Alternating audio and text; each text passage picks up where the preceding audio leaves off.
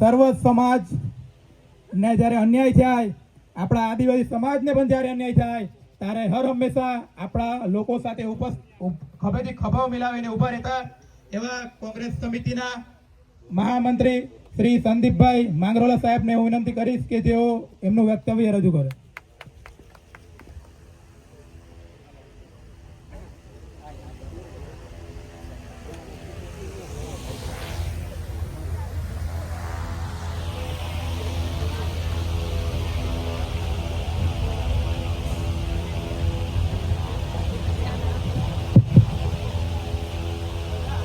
આજના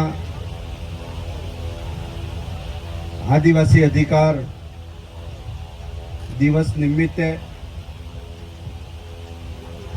આપ સૌની વચ્ચે રાજપારડી ખાતે ઉપસ્થિત રહેતા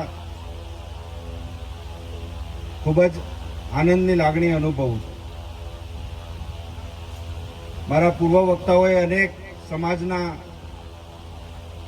ન્યાય અને અન્યાય બાબતે, કાયદાકીય જોગવાઈઓ બાબતે વાતો કરી છે. એનો સાર એવો છે કે આવી ઉજવણીઓ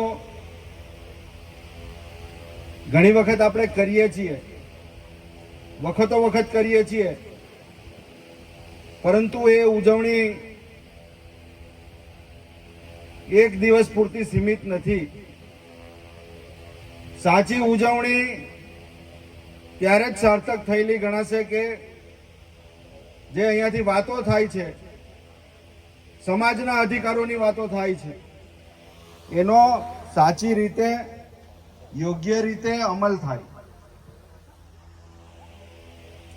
હમણાં જે વાત કરી એ પ્રમાણે સમાજ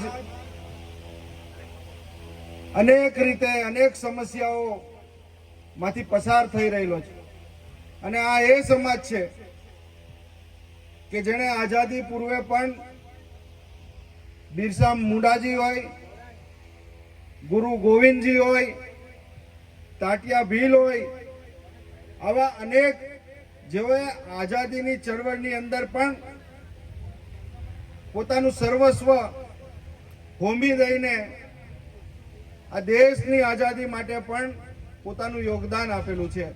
અને એવા સમાજમાંથી જ્યારે આપણે સૌ આવીએ છીએ ત્યારે સૌને એનું ગૌરવ એટલા માટે હોવું જોઈએ કે માત્ર ગુજરાત કે ભારતમાં જ નહીં પરંતુ સમગ્ર વિશ્વની અંદર આદિવાસી સમાજ જળ, જંગલ અને જમીનની જે એની પ્રકૃતિ છે એ પ્રકૃતિની સાથે સમતુલન જાળવવાની અંદર મહત્વની ભૂમિકા ભજવેલી છે અને અન્ય સમાજોને પણ જીવન જીવવા માટે એમણે પ્રેરણા આપેલી છે. એ આદિવાસી સમાજ છે. પરંતુ આજે દુઃખની વાત એ છે કે આદિવાસી સમાજના વિકાસ માટે, એના અધિકારો માટે, એની સામાજિક વિકાસ છે એને આગળ વધારવા માટે તમામ રાજકીય પક્ષો કે તમામ સરકારો વાતો કરે છે, પરંતુ સાચા અર્થની અંદર એ સમાજનો આજે આઝાદીના 75-80 વર્ષ પછી પણ જે મુખ્ય પ્રવાહની અંદર, મુખ્ય ધારાની અંદર લાવવા માટેનો જે સાચો પ્રયત્ન થવો જોઈએ એમાં કંઈક ને કંઈક આજે પણ ખામી છે. અને એ ખામી એટલા માટે છે કે હમણાં જ મારા પૂર્વ વક્તા વાત કરતા હતા એમ કે આ સમાજમાંથી જે અનામત બેઠકો છે, અનામત બેઠકો ઉપરથી પણ જે પ્રતિનિધિઓ ચૂંટાઈને જાય છે એ પ્રતિનિધિઓ આદિવાસી તરીકે ચૂંટાઈને જાય છે. જો એ આદિવાસી નહીં હોય તો એને એ સીટ ઉપરથી, એ બેઠક ઉપરથી ચૂંટણી લડવાનો પણ અધિકાર નથી. અને આમ છતાં જ્યારે આદિવાસીના હિતની વાત ગાંધીનગર કે દિલ્હીમાં કરવાની થાય ત્યારે એના પક્ષના જે વિચારધારા છે એ આડે આવે છે. ત્યારે આવા નેતાઓની આ સમાજને જરૂર નથી. આ સમાજના નામે અનેક એવા યુવાનોને આ સમાજે નેતા પણ બનાવ્યા છે. આપણે જોયું છે કે ભૂતકાળની અંદર આ જ વિસ્તારમાંથી આદિવાસી સમાજના નામે અનેક નેતાઓ આ વિસ્તારે આપ્યા છે, પરંતુ આજે પણ આ વિસ્તારની અંદર જે સમસ્યાઓ છે એ સમસ્યાઓ એની એ જ છે. એની પાછળનું જો કોઈ કારણ હોય તો એ રાજકીય સમજણ. ભલે હું પણ કોઈક રાજકીય પાર્ટીની સાથે જોડાયેલો છું, પરંતુ એનો મતલબ એ નથી જ્યારે જ્યારે પણ આ સમાજની ઉપર અન્યાય થાય છે ત્યારે આ દેશના નાગરિક તરીકે મારી પણ પ્રથમ ફરજ છે કે આજે કચડાયેલો સમાજ છે, જે મુખ્ય ધારાથી ખૂબ દૂર છે, અને એને મુખ્ય પ્રવાહની અંદર આપણે લાવવો જોઈએ. અને એ જ્યારે મુખ્ય પ્રવાહની અંદર આવશે ત્યારે જ આ ભારત દેશનો સાચો વિકાસ થયેલો ગણાશે. અને એટલા માટે માત્ર આદિવાસી સમાજના જ નેતાઓએ કે આગેવાનોએ નહીં, પણ સર્વ સમાજના નેતાઓએ પણ આદિવાસી સમાજનું સન્માન કરવું જોઈએ અને એને મુખ્ય પ્રવાહની અંદર લાવવા માટે પોતાનું યોગદાન આપવું જોઈએ. એવી આજના પ્રસંગે હું એમને પણ વિનંતી કરું છું. આજે આદિવાસી સમાજના અનેક પ્રશ્નો છે. આજે આદિવાસી સમાજના દાખલાઓ માટેની કેટલી મોટી મૂંઝવણ છે. અને જે સરકાર છેલ્લા 30-35 વર્ષથી ગુજરાતની અંદર રાજ કરે છે એ સરકારે તો હદ વટાવી દીધી અને નકલી આદિવાસીઓને પણ દાખલા આપવાનું ચાલુ કરી દીધું.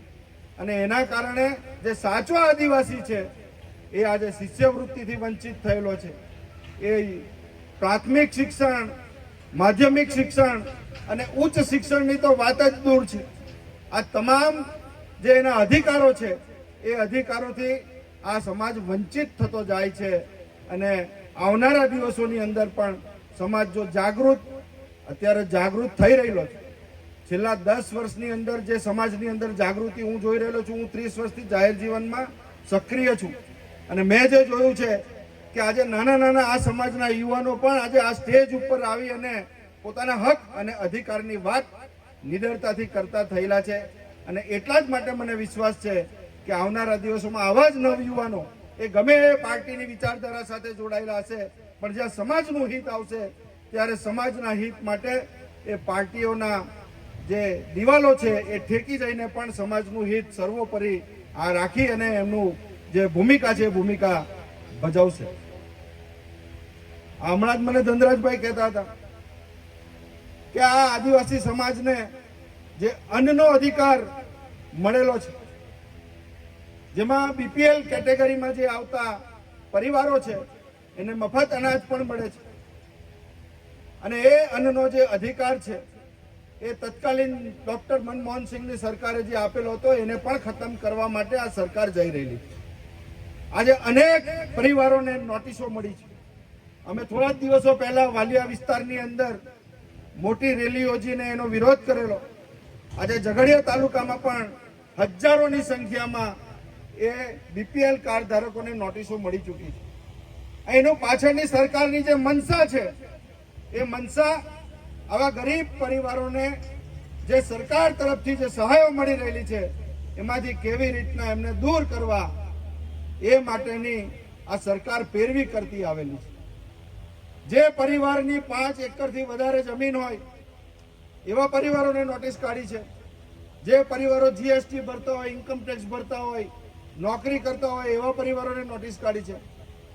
પરંતુ જે પરિવાર મજૂરી કરે છે એનું 2 ટંકનો રોટલો પણ એની મજૂરીમાંથી કાઢવો મુશ્કેલ છે એવા પરિવારોને પણ નોટિસો આપવામાં આવી છે. અને એ બિલકુલ ગેરકાયદેસર છે. અને એટલા જ માટે અહીંયાથી જે કાયદાકીય નિષ્ણાંત છે આપણા ભાઈશ્રી એડવોકેટ વાત કરતા હતા કે આ શિડ્યુલ 5 નો વિસ્તાર છે. આ વિસ્તારની અંદર પેસા એક્ટ લાગુ છે. પેસા એક્ટની અંદર પંચાયત એક્સટેન્શન શિડ્યુલ એક્ટ, અને એના કારણે ગ્રામ પંચાયતને વિશેષ સત્તા છે. અને કોઈ પણ કામ કરવા માટે અહીંયાની જો કોઈ સરકાર હોય તો એ ગ્રામ પંચાયત છે. આજે કોઈ ફેક્ટરી નાખવી હોય, કોઈ રેતીની લીઝ લેવી હોય કે કોઈ પણ નાની મોટી કાર્યવાહી આ વિસ્તારની અંદર કરવી હોય તો પંચાયત પાસે જવું પડે, અને ગ્રામ સભાની મંજૂરી આમાં સર્વોપરી છે, જરૂરી છે. ત્યારે આ શિડ્યુલ 5 નો વિસ્તાર હોવાને કારણે જે નોટિસો કાઢી છે એ નોટિસો પણ ગેરકાયદેસર છે. અને કોઈએ પણ એનો જવાબ પણ આપવાની જરૂર નથી પરંતુ આ શિડ્યુલ 5નો વિસ્તાર હોવાને કારણે ગ્રામ સભાની મંજૂરી કોઈ પણ બીપીએલ કાર્ડ ધારકને હટાવતા પહેલા ગ્રામ સભાની મંજૂરી લેવી જરૂરી છે અને ગ્રામ સભાએ મંજૂરી નહીં આપી હોય ત્યાં સુધી સરકાર કે તંત્ર એને દૂર નહીં કરી શકે. એને કારણે કોઈએ ચિંતા પણ કરવાની જરૂર નથી અને જ્યાં મુશ્કેલી ઊભી થશે ત્યાં અમને યાદ કરજો. અમે તમારી પડખે આવીને ઊભા રહી જઈશું. આજના આ દિવસે માત્ર જે નવયુવાન આદિવાસી ભાઈઓ છે, બહેનો છે, એમને પણ નિડરતાથી સમાજના જે કંઈક પ્રશ્નો છે એને ઉઠાવવા માટેનું હું આહવાન કરું છું, વિનંતી કરું છું. જ્યારે જ્યારે મુશ્કેલીઓ પડશે ત્યારે અહીંયા બેઠેલા તમામ જે મિત્રો સમાજનું કામ કરે છે એમની સાથે અમને પણ યાદ કરજો તો અમે ચોક્કસ આવીને ઊભા રહીશું. થોડી રાજકીય બાબતોની વાત કોઈકને એમ લાગશે કે આ રાજકીય રીતે કરે છે, પણ બિન રાજકીય રીતે એટલા માટે હું આ વાત મૂકવા માંગુ છું કે જ્યારે સમાજનો વિકાસ જો રાજકીય રીતે સમાજના આગેવાનો મુખ્ય ધારાની અંદર નહીં હોય, મુખ્ય હોદ્દાઓ ઉપર નહીં હોય, ત્યાં સુધી સમાજનો વિકાસ પણ પૂરો થવાનો નથી. અને એના જ કારણે સમાજે દિશા નક્કી કરવાની છે. અત્યારે આ સમાજને ભ્રમિત કરવા માટે અનેક લોકો કામ કરી રહેલા છે. આપણે લોકલ પોલિટિક્સ પણ જોઈએ છે, રાજ્યનું પોલિટિક્સ પણ જોઈએ છે, પ્રાદેશિક અને રાષ્ટ્રીય કક્ષાએનું પોલિટિક્સ પણ આપણે બધા જોઈએ છે. કારણ કે આજકાલ સોશિયલ મીડિયાનો જમાનો છે અને સોશિયલ મીડિયાના કારણે તરત જે કંઈક બનાવો થાય છે, વાતો થાય છે, એ તરત વાયરલ થાય છે. ત્યારે આપણે જેના ઉપર ભરોસો મૂકીને આ વિસ્તારમાંથી આપણું નેતૃત્વ કરે એવા નીડર નેતાઓને કેટલીક અપેક્ષાઓ સાથે ચૂંટીને મોકલીએ છીએ, પરંતુ એ એવી રાજકીય પાર્ટીની સાથે જોડાયેલા હોય છે કે એ રાજકીય પાર્ટીની વિચારધારા સંપૂર્ણપણે વિપરીત હોય છે અને એ સમાજના માટે ઘાતક સાબિત થાય છે. ત્યારે એવી રાજકીય પાર્ટીના આપણા સ્થાનિક નેતાઓને પણ જે ભૂલેલો રસ્તો છે એ ભૂલેલા રસ્તા ઉપર એ જતા હોય તો એને વાળવાની જવાબદારી પણ સમાજની છે. અને એના માટે ગુપ્ત રીતે સમાજના લોકો પણ એનું ચિંતન કરે, મનન કરે, મંથન કરે અને તો જ એવા જે વરિષ્ઠ કાર્યકરો છે, આગેવાનો છે, એને પાછા લાવી અને સમાજનો જ્યાં હિત છે એવી નાની નાની છત્રીઓની છત્રછાયા છોડીને મોટી છત્રીની અંદર કે જ્યાં જે સમાજનું હિત હોય એવી રાજકીય છત્રીની અંદર આવીને એને બેસાડો અને સમાજના હિત અને અધિકારની વાતો કરો તો જ આવનારા દિવસોની અંદર આ સમાજનું ઉત્થાન પણ થવાનું છે.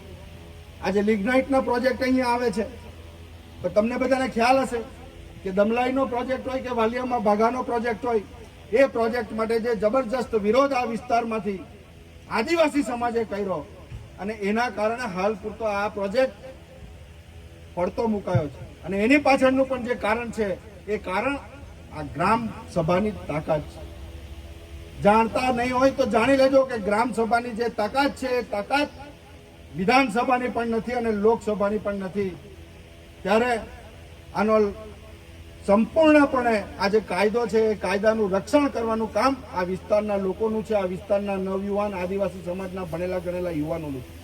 અને જ્યાં પણ જરૂર પડે ત્યાં અમને યાદ કરજો. ભાઈ શ્રી ધનરાજને વિશેષ અભિનંદન આપું છું કે એણે જે આ કાર્યક્રમનું આયોજન કર્યું. અમે તો એમના પિતાશ્રી સાથે વર્ષો સુધી આ વિસ્તારની અંદર કામ કરેલું છે. આજે એમને પણ યાદ કરીએ, દલપતભાઈને પણ એમના જ નકશે કદમ ઉપર ભાઈ શ્રી ધનરાજ પણ આ સમાજ માટે ખૂબ જ ચિંતિત છે. સમાજના નવયુવાનોને સાથે રાખીને હજુ વધારે વિકાસ થાય, એમની સાથે સાથે સમાજના જે અધૂરા કાર્યો છે એ અધૂરા કાર્યોને પૂરા કરવા માટે પણ એને શક્તિ મળે એવી આજના સમયે હું પ્રાર્થના કરી અને આપ સૌએ મને શાંતિથી સાંભળ્યો. આજના કાર્યક્રમની અંદર મને ઉપસ્થિત રાખીને આપની વચ્ચે મારા વિચારો વ્યક્ત કરવાની તક આપી એના માટે હૃદયપૂર્વક આભાર માનીને વિરમું છું. જય હિન્દ, જય આદિવાસી, જય જોહાર.